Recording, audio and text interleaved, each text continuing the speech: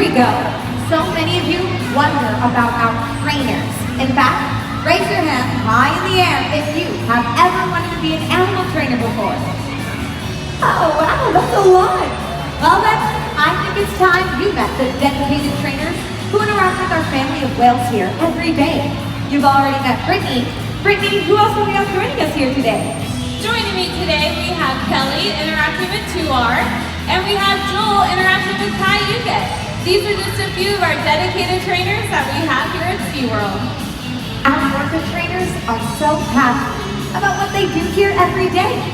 And that makes me think of another one of your great questions. Do the trainers talk to the whales? I'll let you answer that one, Brittany. This is a great question. We may not talk to the whales the way that you and I talk to one another, but we have taught them different hand signals in order to communicate.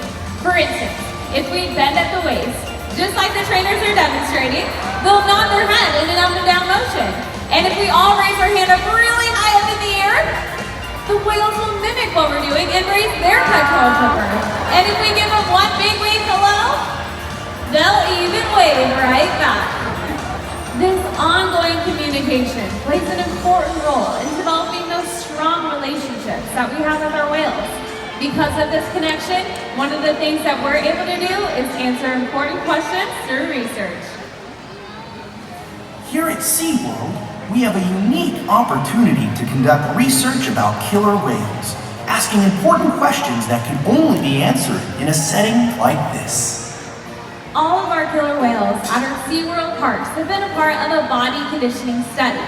During this study, we obtained multiple measurements from our healthy, well-fed killer whales to use as a baseline for researchers. Now, scientists are able to determine the health of our pods and our oceans. This is critical information, especially for those endangered pods, like the southern resident killer whale. So much of what we learn here is being used to help killer whales in the wild. Of course, there are other questions that can only be explored by studying whales in the ocean. By exploring questions both at SeaWorld and in the wild, our combined research gives all of us a better understanding of killer whales and the places they live. And that's what I call working together. Research flowing in both directions, from our park to the wild and back again. That way, everyone benefits. Oh wow, we've got a lot of questions, and believe it or not, we get them every day. We sure do, J-Lo. And to help you answer those questions, orcas actually communicate using different sounds. Let's all take a listen.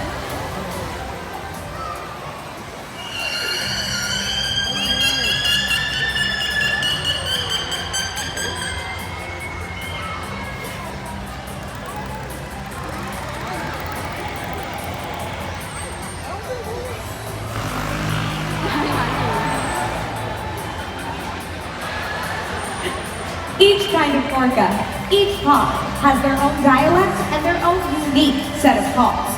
Other ways orcas communicate include using their bodies, as demonstrated by these pectoral slaps at the sides of the pool.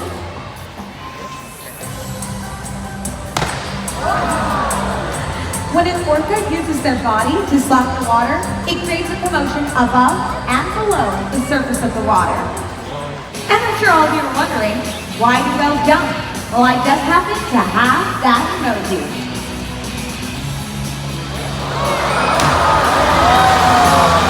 A jump like that is called a breach. It makes a sound on the top of the water. This can be to show their excitement, or maybe to display a little power, and sometimes even to get the attention of other whales. Other ways orcas communicate include blowing bubbles, bumping into each other, and scratching each other with their teeth, causing break marks. These are the multi-lined marks you may see on the skin of dolphins and whales. This is one of the ways these animals display dominance over one another during social interactions, both in the wild and also sometimes here at SeaWorld.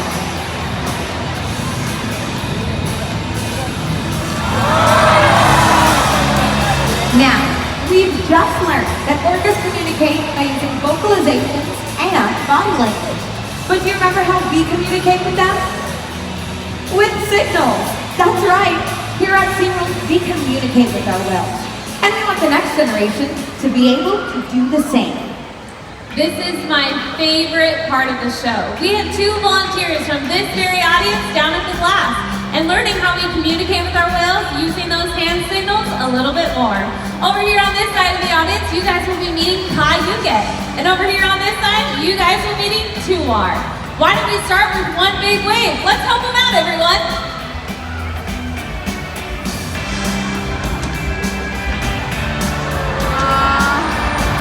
Wow, that is quite the intro. Now, do you remember the mimic behaviors we were talking about?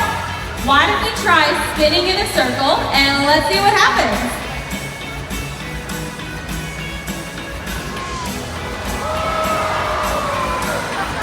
Awesome job! Now, I have a super secret hand signal to teach everyone. Put 2 hands out in front of you like you're reading a book, and on the count of 3, we're gonna throw it over our shoulders. Ready? 1, 2, and 3. I guess I forgot to mention this is a 24-hour splash zone. Great job communicating with Tuwar and Kayuke. We would like you to have this whale tail necklace as a memory of meeting these amazing animals. Why don't we give our volunteers another big round of applause? Great job, everyone! Great job, everyone. I think we have some future animal trainers on our hands. Getting the opportunity to interact with these amazing animals face to face is an experience you will never forget. If you're interested in getting even closer to these orcas or any animals here at SeaWorld, ask an ambassador about up-close tours and camps. Now, let's talk about another really important question. Has having had an orca breeding program here at SeaWorld helped whales in the wild? Absolutely. Our successful breeding program has helped us understand the developmental needs of pregnant mothers, newborn calves, and young whales. It's critical information because this is the time when orcas are most vulnerable in the wild. Gaining this kind of knowledge is only possible through the research we've been able to do here at SeaWorld. That's right. We've had 30 successful births throughout our park since 1985. In fact, all of our whales are born under human care. Sakari and Kamea were both born right here in SeaWorld San Antonio. We have learned a lot from them, and we will continue to share what we have learned in the last 30 years with the scientific community to better care for and understand the challenges that orcas face around the world.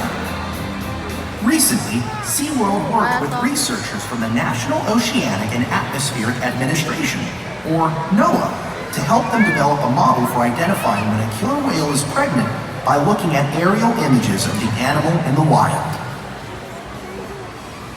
Prior to this cooperative effort, where SeaWorld provided direct, unparalleled access to our pregnant whales, researchers had no solid way of knowing whether or not a female in the wild was carrying a calf. And that brings us to another one of my favorite questions. Who takes care of our whales? I love this question because it lets us give you a peek at just how much we care for these extraordinary animals. Brittany, are the trainers ready? We sure are. Now the next behaviors you're about to see are the most important behaviors that we train here at SeaWorld. They're called our husbandry behaviors. Husbandry behaviors help us to provide them with the best care possible. And if you look around the pool, you might be able to see some of those husbandry behaviors. For instance, we have all 3 girls coming out here, and right here on stage with my friend Dove, this is Takara. Takara is showing off what we call a fluke present or a tail present. And this is actually a way that we can draw blood from the whales to be able to check on their health. Over here we have Laura and Emily, and they are joined by Sakari and Kamea. And they're showing off what we call a slide out behavior. That slide out behavior is actually a way that we can weigh our whales. We track our whales' weight to make sure that they're growing properly and that they're staying healthy. The high energy behaviors, like fast spins and breaches, are behaviors that you can see out in the wild, and of course, right here at SeaWorld. Showing off her high energy behavior is Kamea, at 5 years old, weighing 2,300 pounds. Give it up for Kamea!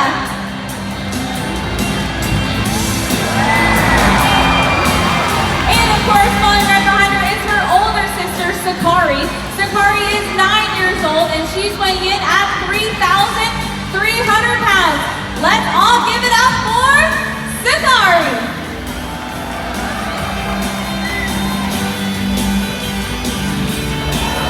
And taking her place in the center of the pool is going to be their mom, Takara, 28 years old. Here she is.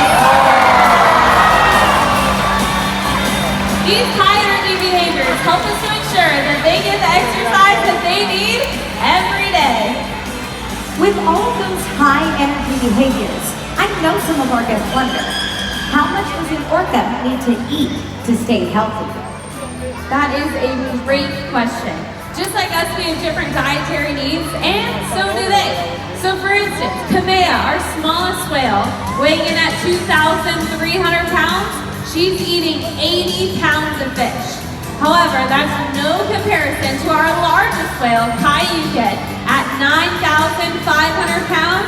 He's eating 135 pounds of fish on a daily basis. Now, it's important to note that all of our whales receive all their food, no matter what they do, every day. That's right. And because we've been able to determine how much orcas eat at different stages of their life, researchers in the field can use this information to determine if ocean habitats are healthy enough for orca populations to thrive. And that type of information is invaluable. You know, food, exercise, and physicals from our veterinarians aren't the only thing our whales need. Their well-being is so important to us. We want to make sure that our whales' minds are stimulated and challenged too. And they get that kind of mental enrichment and stimulation that comes from learning, interaction, and play. And it looks like we have a lot of playing going on. Right here on stage with my friend Doug, he has a little green object. What do you think that is? That green object is actually Jell-O. That's right, Jell-O. It's just plain gelatin and water with a little bit of food coloring. And this is one of Takara's favorite games. It's just playing a little game of catch. Now these toys, we call them environmental enrichment devices. That's just a fancy term for an orca toy. Now they have a variety of different orca toys, and the qualifications for orca toys, they need to be durable and or edible. Our veterinarians have approved for them to be able to ingest Jell-O, marshmallows, and even grapes. And Kamea's having a lot of fun over here with the hose. We have found that killer whales are very tactile animals. So you might have seen our trainers giving them a nice rub down, and a hose is another great way to help them out. They actually exfoliate their skin every 2 to 3 hours. This is also another way that we can build our strong relationships with our whales. Because everything we do here involves a tremendous amount of teamwork and dedication. And we love to share some of that fun with all of you guys. With all the toys and games that we provide, we still find that the best form of enrichment is our social interaction between whales and, of course, our team of experienced trainers.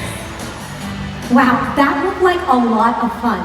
And it reminded me of a really fun question an audience member asked. Who would win if an orca squared off with a great white shark? All right, let's take a poll. Raise your hand if you think the shark would win. Oh, there. Okay. Now raise your hand if you think the orcas would win.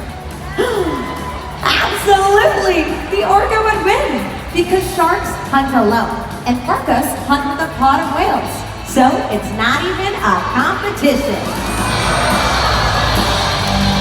Orcas have even been known to hunt a blue whale. Do you know how big a blue whale is? At over 80 feet, it is the largest animal ever to have existed on the planet.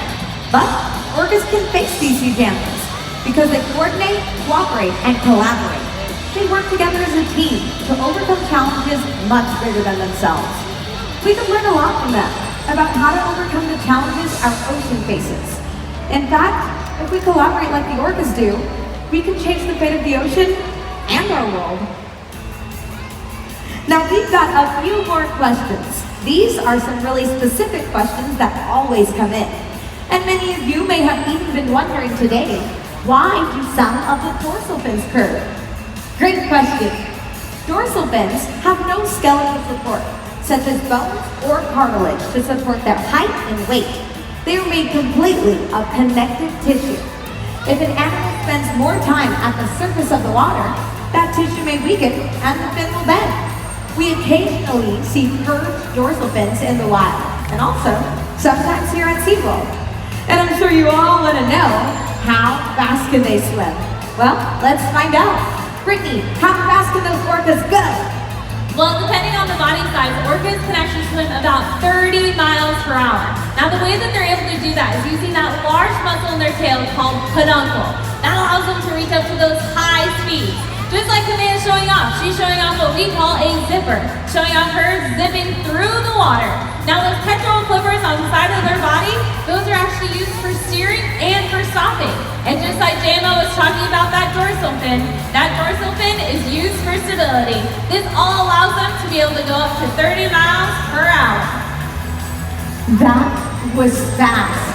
Now, seeing those fins makes you wonder, how much water could their tails splash? Well, their tails, or flukes as they are called, can fling a whole lot of water about halfway up these stands. Which makes you start to think, if all of the whales splash all at once, could they get the whole audience wet? Well, maybe you guys, but I'm out of here.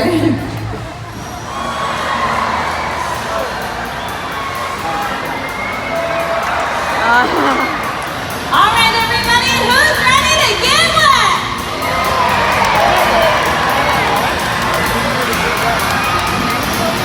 Remember, the louder you are, the more wet you're gonna get.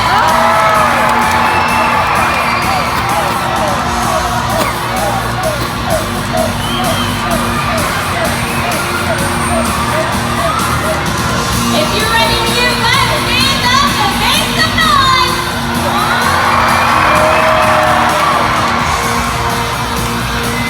I can't hear you.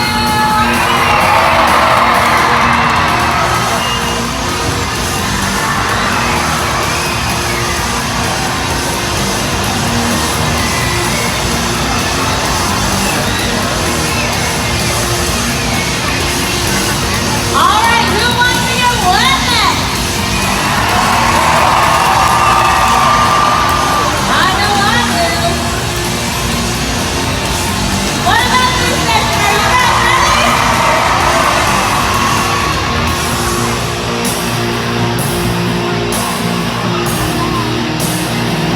This section's gonna get a little dry.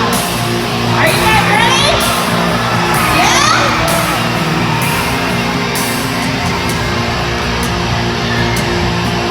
All right, here they come.